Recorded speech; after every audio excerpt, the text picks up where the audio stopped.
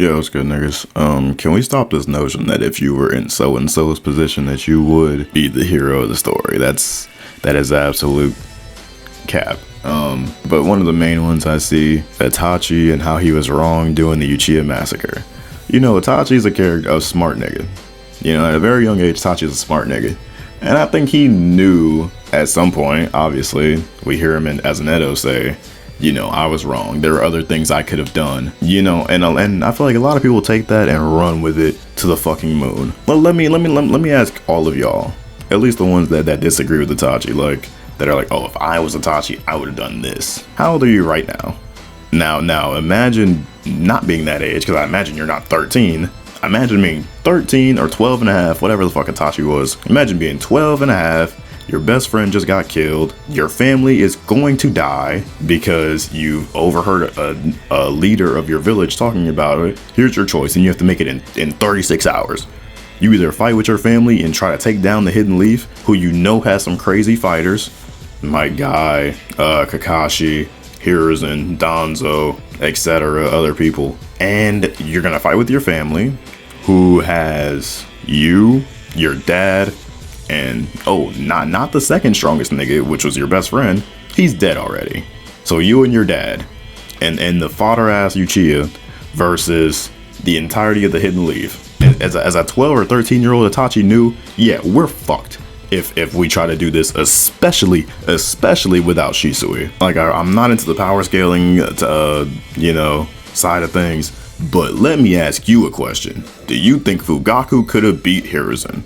And potentially Jiraiya or Tsunade or, you know, whatever other crazy motherfucker they probably had around this time. As a 13-year-old, he made a decision. He was like, okay, I can fight with my family and die, most likely, or I can make a deal with the Leaf, you know, and I don't want to fight anyway, because if you know Itachi, you know this nigga is non-confrontational as fuck. I can either stay with my family and die and fight with them, or I can guarantee my little brother lives and, you know, I'll just take the fall. I'll take the blame. Because either way, my family's probably gonna die. So that's the first one that I hear people always talk about. And it's just like, whenever I ask people or I see in comments or whatever, and someone's like, okay, what would you do? They're like, oh, I would have took down the Hidden Leaf. And it's just like, you don't have the funds, you don't have the people, you don't have the power to take down the Leaf, bro. You just don't when your second strongest fighter is a 13-year-old. And I get it, killing your family and like being the one to kill your family is the crazy part about it. Is the part where it's like, ooh, you know, that's wild. You know, I wouldn't do that. But at the same time, it's like, hey, you can guarantee one life or you can guarantee none. All of you can die or that nigga can stay.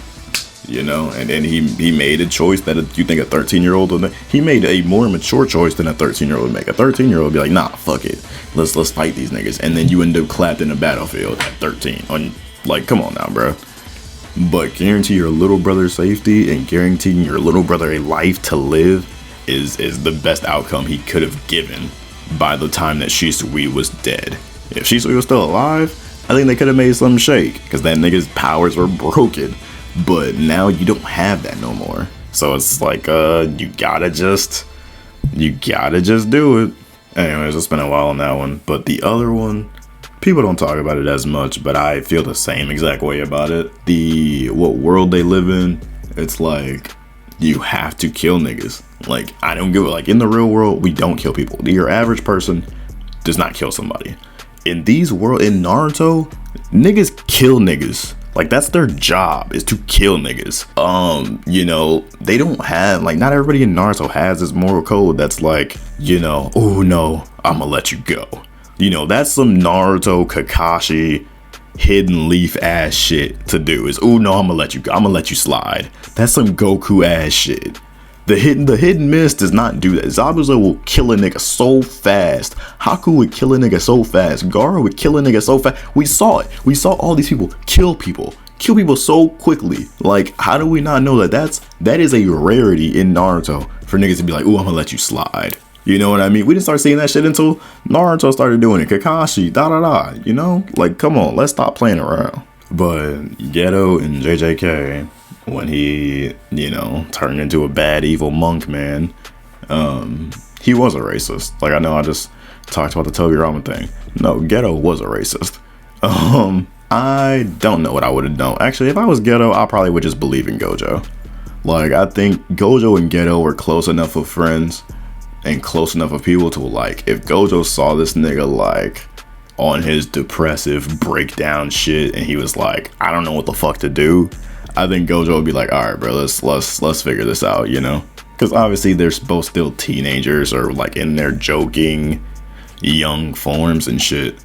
But hey, when that point hits you and you're like, fuck, this is not right, like something needs to change, something needs to shake, that's when it's like, okay, you see Gojo turn into the man he is now, or was, when he's, you know, taking care of his team and all his students look up to him, and hey, if something bad goes wrong, hey, if the coffee machine don't work, hey, Gojo, you know what I mean? Like, this nigga does everything. I think it just goes to like Gojo not believing in Gojo and kind of just losing faith. Like, you know, when you have those moments and it just feels like worthless and pointless, and then like 2 hours goes by or it's the next day and you're like feeling kind of better because you're like, well, you know, I'm awake today or whatever. It kind of just felt like Gojo just made that decision in a snap of a judgment before he could even have time to process and be like, hey, as for him killing his parents and his hometown and shit, hey. But also they did have 2 little girls hostage and shit, so like, we're not gonna act like Gojo was just completely moralist. Like, Gojo has some morals, at least before he became a evil, crazy, racist man. But, you know, going through all that shit, watching Riku die right in front of him and thinking that Gojo was dead because Toji pulled up on them. You know, Gojo stayed behind and then Toji came back to finish Gojo and Rika. It's like, damn, okay, well, he just killed my best friend and all this other shit. And it's like, hey, honestly, that's probably the reality check he got that made him think Gojo couldn't do it. That made him think Gojo couldn't solve this issue that was looming in his brain. Because he just saw Toji fucking come through and wipe both their asses at the same time and just completely, you know, throttle their mission in the last 30 seconds. So he probably saw that shit. He was like, Gojo, you're not invincible, bro, and neither am I. Like, we're the strongest duo, but we got fucking clapped by one nigga.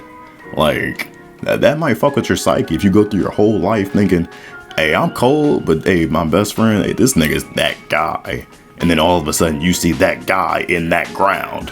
Like, I assume it changes something in you, you know? But yeah, stop comparing yourself to people, bro.